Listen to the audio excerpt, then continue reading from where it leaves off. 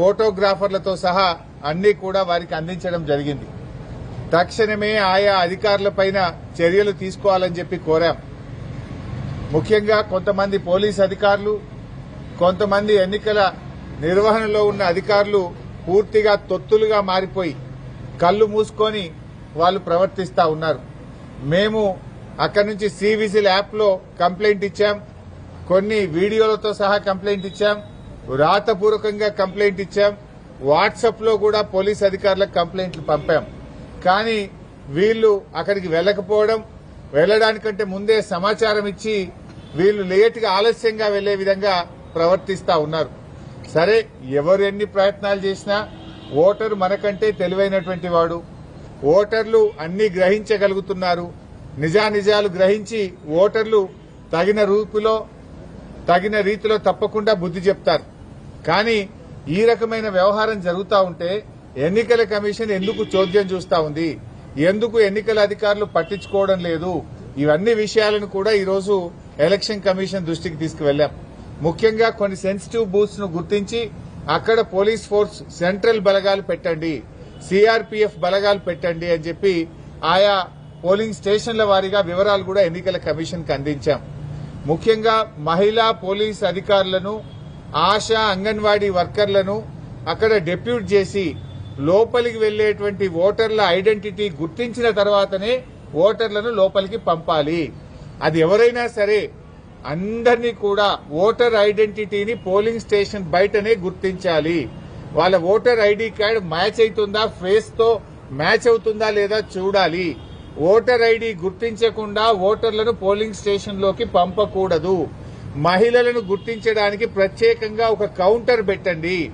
అదొక వాళ్లకు కంప్లీట్ ఒక రూమ్ లాంటిది ఏర్పాటు చేసి అక్కడ మహిళా ఆశా అంగన్వాడీ వర్కర్లు, మహిళా పోలీస్ అధికారులు ఉండి వారిని గుర్తించిన తర్వాతనే పోలింగ్ స్టేషన్ లోకి అనుమతించాలని వ్రాతపూర్వకంగా మేము కంప్లైంట్ ఇచ్చాం.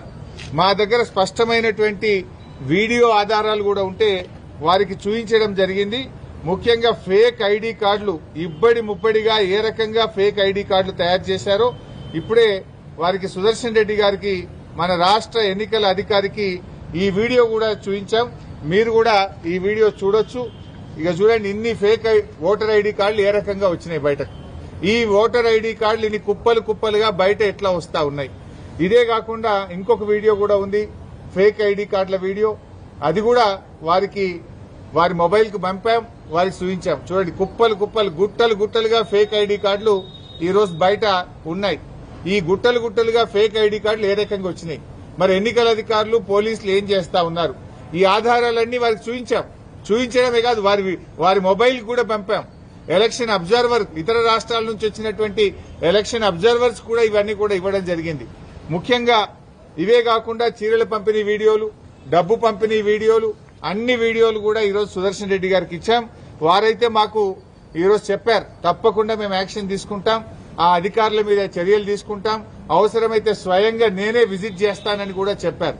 ఇలా యూసఫ్గూడలో కాంగ్రెస్ పార్టీ కార్యాలయం నానుకోనే పోలింగ్ బూత్ ఉన్నది. అసలు కాంగ్రెస్ కార్యాలయం అనే షిఫ్ట్ చేయాలి, పోలింగ్ బూత్ అనే షిఫ్ట్ చేయాలి. గోడనే అడ్డం 100 మీటర్ల లోపు కాంగ్రెస్ పార్టీ కార్యాలయం ఉంటే మీరు అక్కడ ఎట్లా పెడతారు polling booth? Either you shift the polling booth are shift the Congress party office అని దాని ఆధారాలు కూడా వారి ముందు పెట్టడం జరిగింది. ఎంత జోక్ అయిపోయిందంటే ఈ రాష్ట్ర ముఖ్యమంత్రి పాపం ఆయన చెమటలు పడుతున్నట్టునే ఆయనకు. ఇవాళ 6 గ్యారెంటీల మీద రివ్యూ పెట్టిండు. నాయనా రేవంత్ రెడ్డి, నీకు 2 సంవత్సరాల్లో 6 గ్యారెంటీల మీద రివ్యూ పెట్టడానికి ఎప్పుడు టైం దొరకలేదా నీకు? నువ్వు ఆ రోజు ఎన్నికల ముందు ఏం చెప్పావు?